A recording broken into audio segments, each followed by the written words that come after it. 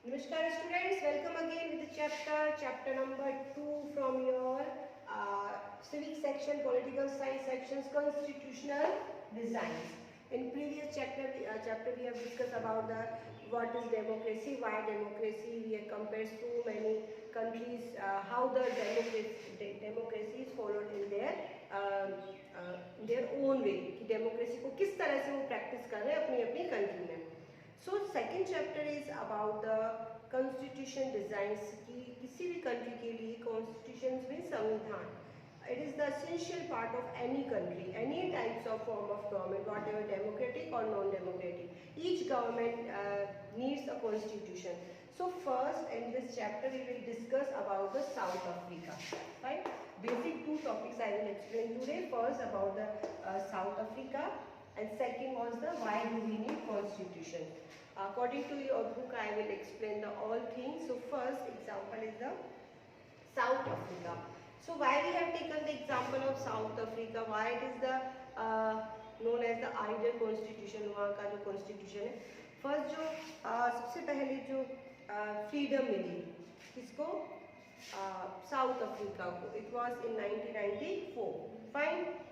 So 1994 तक वो एक कंट्री ऐसी रही जिसने रेशियल डिस्क्रिमिनेशन, है ना, रेशियल डिस्क्रिमिनेशन जिसे अपार्थीड कहा जाता है ना,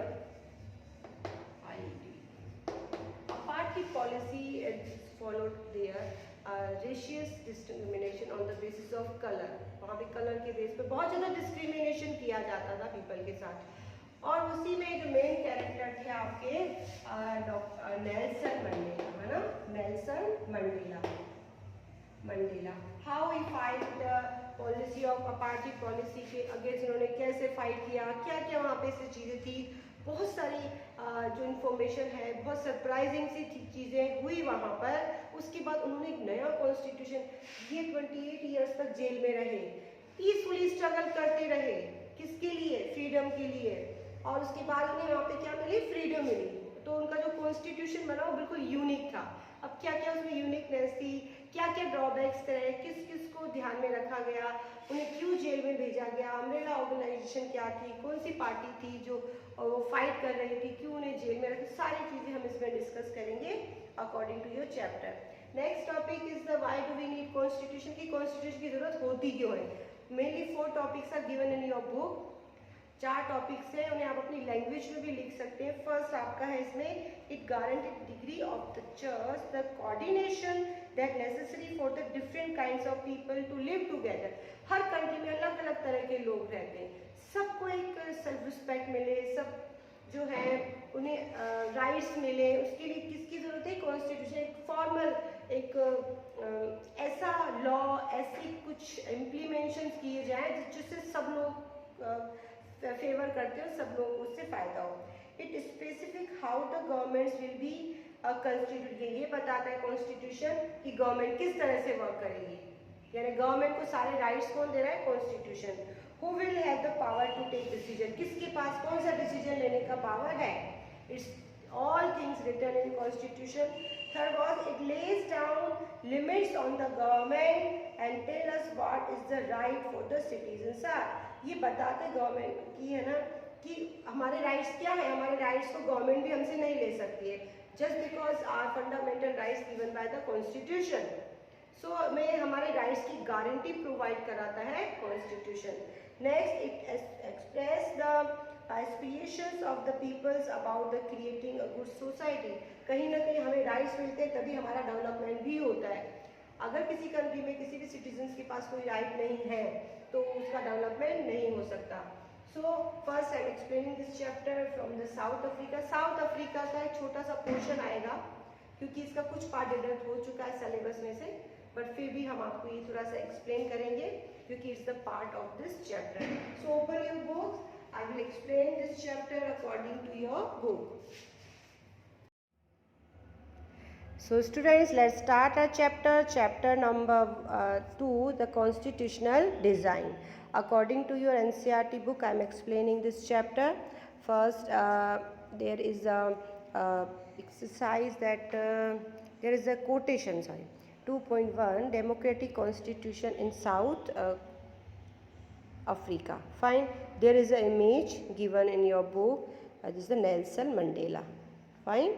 Identify. He writes the message for their country that I have fought against white domination and I have fought against black domination. कि उन्होंने जो भी डोमिनेशन, जो अत्याचार हो रहे थे अगेंस्ट वाइट, अब जो भी डिस्क्रिमिनेशन किया जा रहा था उसके अगेंस्ट उन्होंने फाइट किया. I have cherished the idols and the democratic and free society in which all persons live together in harmony and with the equal opportunity. उन्होंने कहा कि उन्होंने एक ऐसा आइडियल डेमोक्रेटिक का हमेशा सपना देखा जिसमें सोसाइटी जो है उसमें सभी लोग हारमनी एनवायरनमेंट में रह सके, सभी को इक्वल अपॉर्चुनिटीज़ मिल सके. It is an ideal which I hope to live for and to achieve. एक ऐसा आइडल जिसमें सभी के पास आशा हो, सभी के पास कुछ ना कुछ उनको अचीव हो. But if needs be it is an ideal for which I am prepare to die. एक ऐसा आइडल जिसके लिए वो मरने के लिए भी तैयार थे. This was the Nelson Mandela. ये थे हमारे नेल्सन मंडेला. ठीक है, इसको मैं थोड़ा जूम करके बता रही हूँ. This was Nelson Mandela being tried to the treasons by the white South African government. उन्हें ट्रेशंस का मतलब होता है देशद्रोह, है ना. देशद्रोह है, जिनके खिलाफ कोई भी केस चलता है देशद्रोह के आरोप में उन्हें जेल में डाला गया था अफ्रीकन गवर्नमेंट के द्वारा. He and 7 other leaders were sentenced to life imprisonment in 1964. He and 7 other leaders, यानी उनके साथ 7 और लीडर्स थे, उन्हें लाइफ टाइम इम्प्रिजमेंट, आजीवन कारावास जिसको कहते हैं, उसकी सज़ा सुनाई गई थी for daring to oppose the apartheid regime in his country. क्योंकि उन्होंने अपार्थाइड के अगेंस्ट जो है डेयरिंग किया था, साहस किया था अपोज करने का उनको, यानी उन्होंने अपार्थाइड के अगेंस्ट चैलेंज किया था. ही स्पेंड द नेक्स्ट 28 ईयर्स. देखो 28 ईयर्स उन्होंने स्पेंड किए साउथ अफ्रीका में. Most the डेडेड prisons robber island. एक बहुत ही जो जेल थी उनकी वो कौन से आइलैंड में थी? Robin island. बहुत ही अनफेवरेबल था, वहाँ पर उन्हें रखा गया था इतने सालों तक. Now next topic is struggle against apartheid. Fine. Apartheid was the name of system of the racial discrimination unique to South Africa, and the white European imposed this system on the South Africa. ये देखो यहाँ पे आप underline कर सकते हैं. During the 70th and 80th century, the trading companies from Europe occupied it with arm and force in the way they occupied India. जिस तरह से इन्होंने इंडिया पे रूल किया था ब्रिटिशर्स ने, यूरोपियन कंपनीज़ ने, उसी तरह उन्होंने अफ्रीका को भी फोर्स से, आर्म से अपने अंडर में ले लिया था. But unlike India a large number of whites had settle. लेकिन इंडिया में कोई सेटल नहीं हुआ था ज़्यादा लोग. अब बट यहाँ पर जो वाइट है, वाइट यानी किसके लिए यूज़ हो रहा है? यूरोपियन कंट्री से जो भी लोग आए थे, तो एक लार्ज नंबर जो वाइट्स थे वो वहाँ पर सेटल हो गए. कहाँ पर? साउथ अफ्रीका में. And become the local ruler. वो यहाँ के क्या बन गए? Local ruler.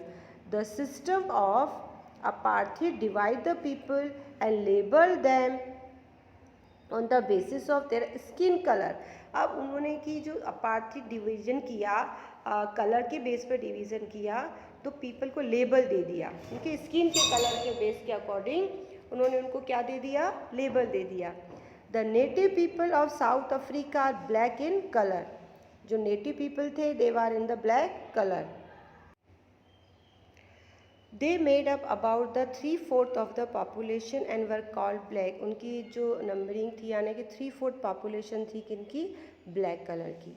यानी 3/4 एंड 1/4 आप लगा लीजिए. बट डोमिनेट कौन कर रहा था मेजोरिटी को? White people. Beside these two groups, there were people of mixed race who are called the colored, and people who migrated from India, and the white rulers treated all non-whites are inferiors. जितने भी white people नहीं थे, black people थे, उन्हें बहुत inferior ढंग से उनके साथ बहुत डिस्क्रिमिनेशन किया जाता था just because they are black. The non whites did not have voting rights, यहाँ पर उनके पास वोटिंग का राइट्स भी नहीं था। The apartheid system was the particularly oppressive for the black. They were forbidden from the living white area. वहाँ पे नहीं जा सकते थे, उन्हें रोक दिया जाता था वहाँ जाने से, ठीक है। And area only if they had permitted, वहीं जा सकते थे जहाँ उन्हें परमिशन थी। Train, buses, taxis, hotel, hospitals, schools, colleges, library, cinema hall, theatres, bridges, swimming pools, these all things जो थी वो उनके लिए सेपरेट थी। Fine. Public toilets were all separated for the whites and the black. This was called the segregation. इसको क्या कहा गया था? सेग्रीगेशन। बिल्कुल अलग कर दिया उन्हें। They could not even visit the church where the white worship, वो चर्च नहीं जा सकते थे जहाँ वाइट वर्शिप करते थे।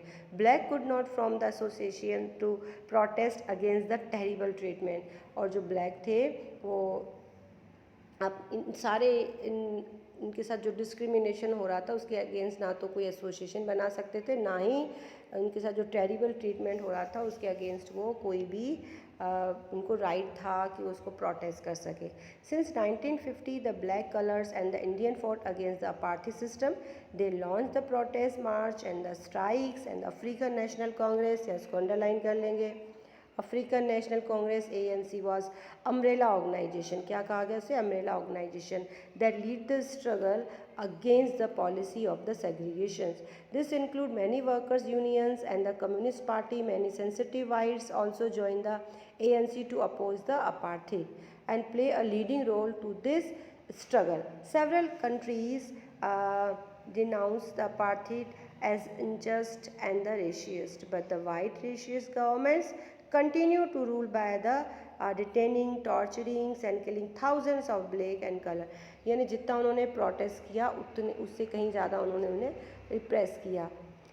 National flag of the American South of Africa was the unfurled, making the newly born democracy of the country. The apartheid एक यहाँ रह गया towards the new constitution, इसको हम नेक्स्ट लेक्चर से करेंगे। यहाँ तक आपको 2-3 चीज़ें याद रखनी है। देखो, make the poster of the life of the struggle of the national Mandela, ये हम आपको एक्टिविटी में करा सकते हैं। And in if available read some portions of the autobiography the long walk freedoms in the classroom. ऐसे हमारे India में कई सारे आपको फेमस पर्सनालिटीज़ मिल जाएंगी हमारे इंडियन नेशनलिस्ट में भी, जहाँ पर लोगों ने फाइट किया अपनी कंट्री के लिए। So students, thank you and have a nice day. It's enough for today. Tomorrow we will start the next topic, Constitution of South Africa. Fine, thank you.